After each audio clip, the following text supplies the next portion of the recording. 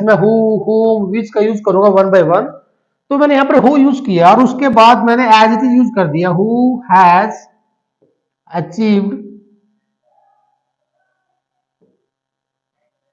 His target. तो इस sentence का मीनिंग हो चुका है कि टारगेट अचीव किसने किया, क्योंकि लास्ट में आ चुका है interrogation. Can you see it clearly?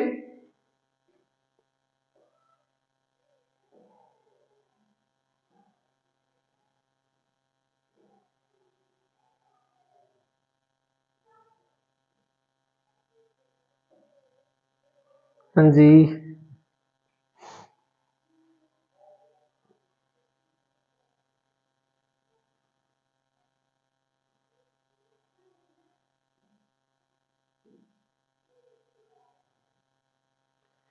तो यहां पर मैंने जो हु यूज किया, तो ये हु कहना चाहता है कि ये एक वर्ड है जिसको आप प्रोनाउन बोल सकते हो,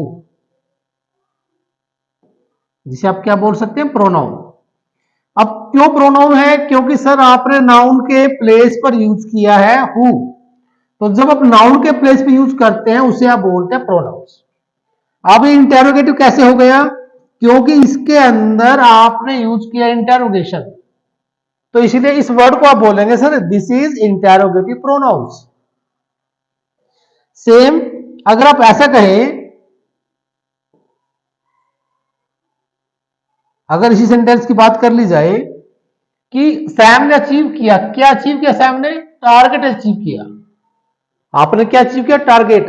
तो जो टारगेट है, तो टारगेट कोई चीज है जिसके प्लेस पर मैं यूज करूंगा व्हाट, तो सेंटेंस क्या बनेगा? व्हाट हैज सैम अचीव्ड, और इंटेरोगेशन। तो देखो ये वर्ड यूज कहां पर हुआ? इस नाउन के प्लेस पर। तो जब एक वर्ड किसी नाउन के प्लेस पर यूज हुआ तो सिंपल है कि आप उसे क्या कहेंगे? सर ये प्रोनाउन कहा जाएगा, बिल्कुल क्लियर है। हाँ, अब यहां पर देखो, क्योंकि वर्ड किसी के प्लेस पर आया तो इसलिए प्रोनाउन हो गया, और सेंटेंस में इंटेरोगेशन में पूछा गया तो इसलिए इंटेरोगेटिव प्रोनाउन हो गया। बताइए, is it easy? Can you explain this? Can you understand what I'm saying here about a pronouns topic, about your interrogative or what or who, जो यहां पर डिस्कशन हो रही है, क्या ये सब क्लियर है? यहां पर पहला पॉइंट मैंने बताया कि प्रोनाउन आप उसे बोलते हैं जो किसी नाउन के प्लेस पर यूज किया जाए। तो नाउन कौन सा है? इस सेंटेंस में एक नाउन सैम है और एक नाउन यहां पर टारगेट है, तो इस सैम के प्लेस में मैंने यूज किया हु, तो ये आपका प्रोनाउन है। लेकिन प्रोनाउन कौन सा है? क्योंकि लास्ट में इंटेरोगेशन है तो इसलिए इंटेरोगेटिव प्रोनाउन है। सेम पॉइंट, टारगेट के प्लेस में मैंने यूज किया व्हाट,